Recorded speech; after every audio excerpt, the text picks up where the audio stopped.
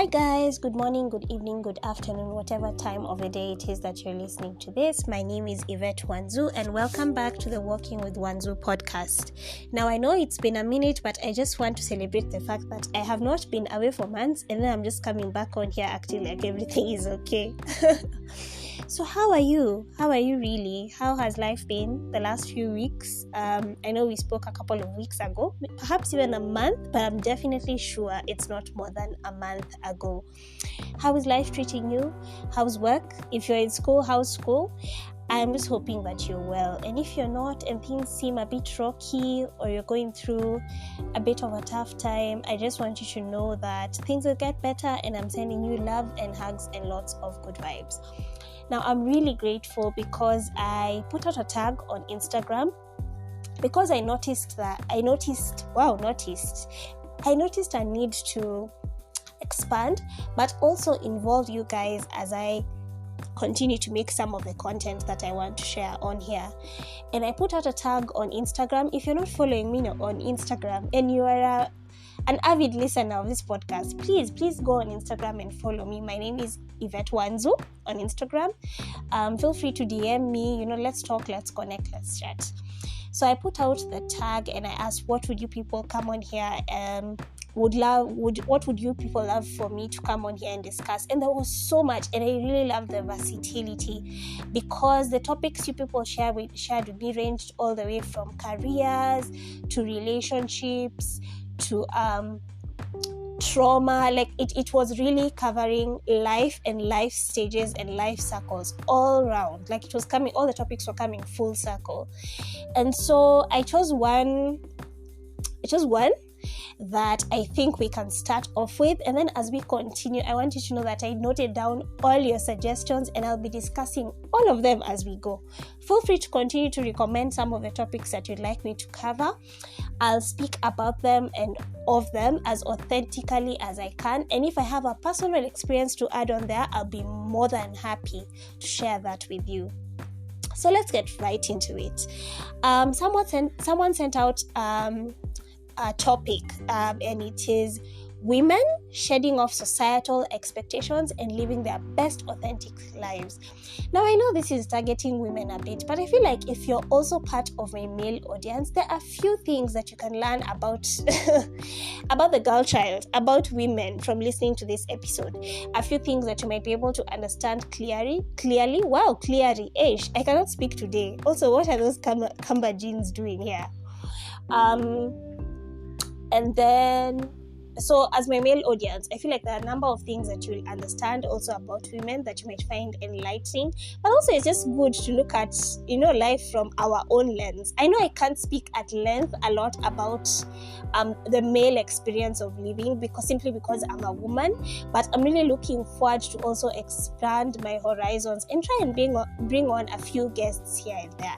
And one of the things that I'm really, really trying to find is a guy who would love to do a podcast episode with me and just be as candid about the male experience of living, just as I am with my own. So I hope you enjoy, and I hope you get something from this episode. So let's, where do we begin? As women growing up, upbringing is so different because there are people who are born, me being in Nairobi, Kenya, I know there are some people who are born in the city, and in the city it could be anywhere. It could be Nakuru city. I know now we speak about counties, it could be Nairobi city, and some are brought up in the rural areas, which is like in the village. So you might be a village babe, you might be a city babe, and sometimes depending on where you're born, and perhaps if you're born into privilege or not, then you experience life very differently growing up. Growing up, I was privileged enough, being an only child though, I was privileged enough to be able to get most of the things that I needed, just the basics. I got a lot of love and support from my family. So I wouldn't say my upbringing was traumatic. I would say it was a good one. Of course, there were a few hiccups here and there, but for the most part, it was good.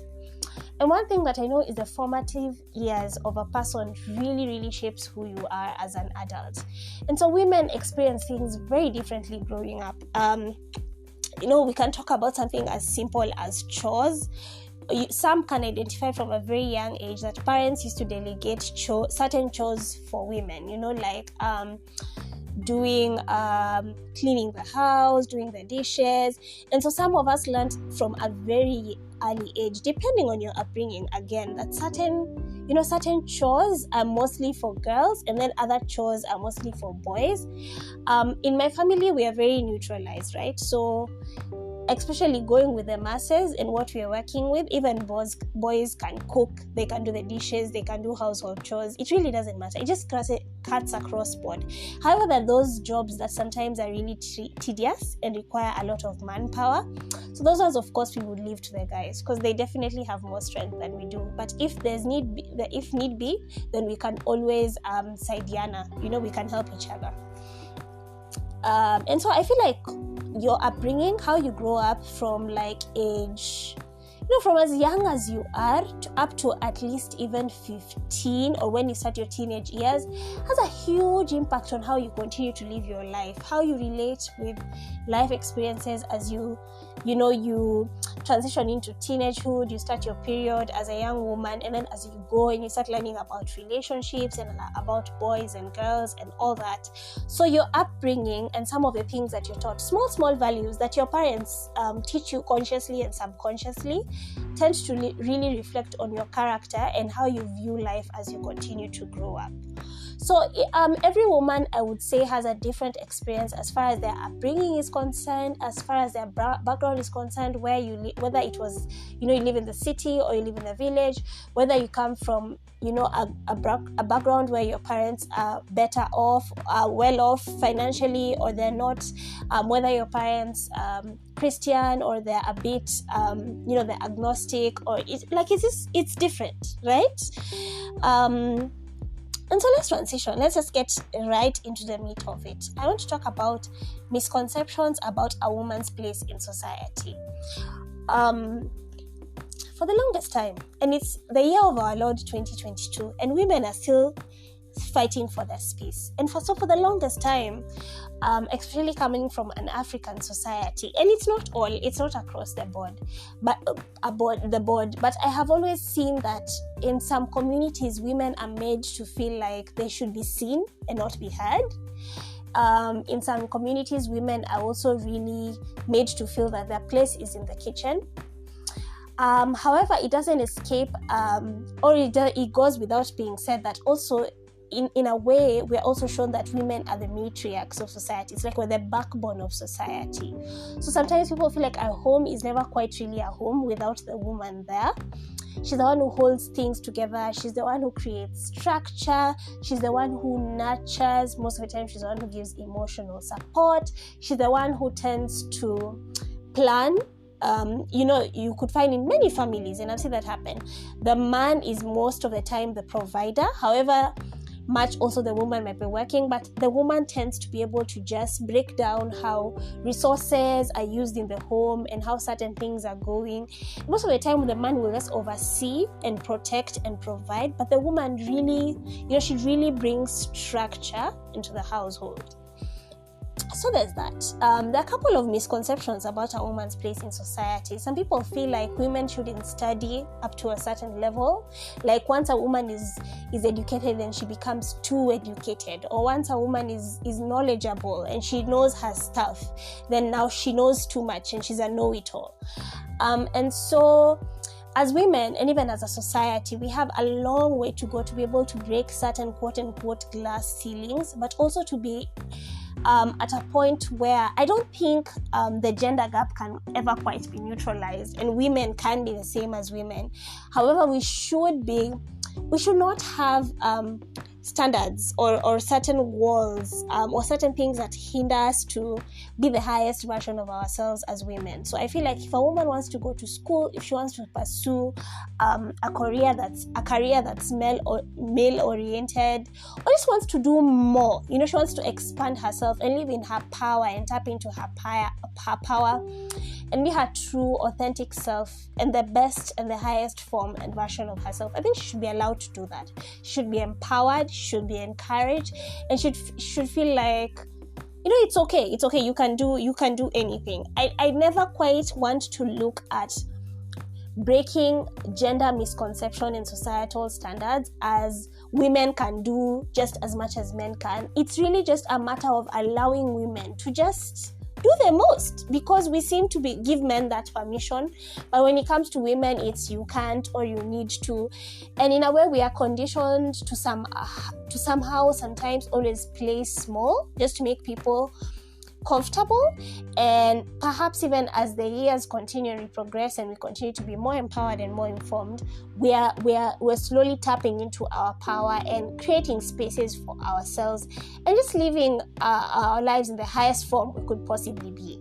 Because I don't know who you believe in, but I know God did not bring you on this earth to be mediocre, right? So if whatever you can do and you can do it well with your chest and you can be good at it and you can constantly reinvent and get better and better, as a woman, I think we should be allowed to be able to do that. Another thing that I feel is very important for us to discuss is societal timelines. Timelines as pertains to, and this is timelines in quotes, right? So timelines as in terms of in regards to marriage, having children as a woman, and career, right? One thing that I established at a very young age, and I think that's the biggest lesson I've carried with me in my 20s, because my 20s have been also ghetto-esque, but I think the greatest lesson that I have carried as I move forward in my 20s is knowing that everybody has their own journey, and life is so unique and is so different and experienced differently by everyone. And so it's very important to always realize that you're very unique, your journey is very unique. How it is designed or how the universe will take you along your path is very different from everyone, extremely different. And you're so unique, and in the entire earth, can you imagine? There's no one who's like you. Like, there's no one who can do things the way you do, that can think like you do. You're just unique in your own way. And once you're able to identify that and then now live in your truth and just walk your journey at your own pace, then societal timelines shouldn't be an issue for you. I know people who are not ready for marriage or just feel like marriage is not their thing, or at the moment they don't know if they're in a position to commit on that level, but because of societal timelines, then you feel like you get people telling you things like, don't you think it's time you settle down, or don't you think you need to find someone? And you at a certain age, when you have a group of friends and now everyone is calling you for weddings and rorashios, and you're just thinking, is there something wrong with me? But maybe it's just not your time, or that's just not the path you're on at that particular time, and that's okay, And I feel like even as fellow women, as aunties, when you become an aunt or when you become a sister and a friend, learn to grant people or women around you being. So if you're in a space where you're getting married and your life is going on for you, don't feel the need to pressurize other people or really rub it in their face that they're lacking because they haven't reached a certain phase in their life that you have reached. I also think motherhood and mothering babies is not for everyone. The people who genuinely know from a very early age that motherhood is not for them, like they would be happy to babysit, they would be happy to hang out with other people's kids for a day or two or an hour at most, but they don't want to have children of their own. And I think women should be given, should be allowed to just decide, what, motherhood is not for me. I don't want to be a mom. I don't want to subscribe to that level of commitment of raising a child, and that should be okay. I know it can be sad in a case where your parents are really expecting grandchildren and they want the legacy and the lineage to continue. However, I don't think that should come from a point of pressure. It should come from you deciding that you want a baby or you want to commit to that, and then do it. Another thing is matters about your career, and this I'm also still working around. I really compare when I see people graduate young. I really compare when I see people getting their masters and getting their PhDs, and you're just there like, tululu, I haven't finished my diploma. And so I don't think you should, as a woman, you should put timelines for yourself as far as your career is. You can constantly reinvent. constantly switch lanes. You can get that degree at 40. You can go back to school at 50. You can switch jobs and decide you're doing something totally different at whatever age you're in. And giving yourself that permission and being gracious to yourself and being blind even to the haters or even people who have too many opinions about your life, and just doing what deep down you know feels right to you and that you can do well is very important. And I think we should encourage young women and even older women who feel they want to try out new things, they want to explore. Maybe at some point they feel like they let themselves go and they want to tap into their power and do something even more for themselves. It's never too late. I don't think there's a certain timeline as far as career is concerned. It's the goals you set for yourself and the pace at which you want to live your life. So I think that's very important. Another thing that's very, very important, and this is also such a touchy topic for me, is women's bodies. Now, as women, our bodies are constantly changing. I remember when I was in my teen years, when I was in high school. Hey man, I wish I could go back to those days. I was so, I feel like that was when my body was at its best. And I know that your best is yet to come, because I'm believing for some curves, yo. I'm believing for some curves. Amen? So when I was in high school, I was curvier, I was chunkier. I really felt, I think that's when I felt the sexiest. And so after I had my baby, instead of adding weight, I lost a lot of weight. And I've never really managed to get my body confidence to where I need it to be.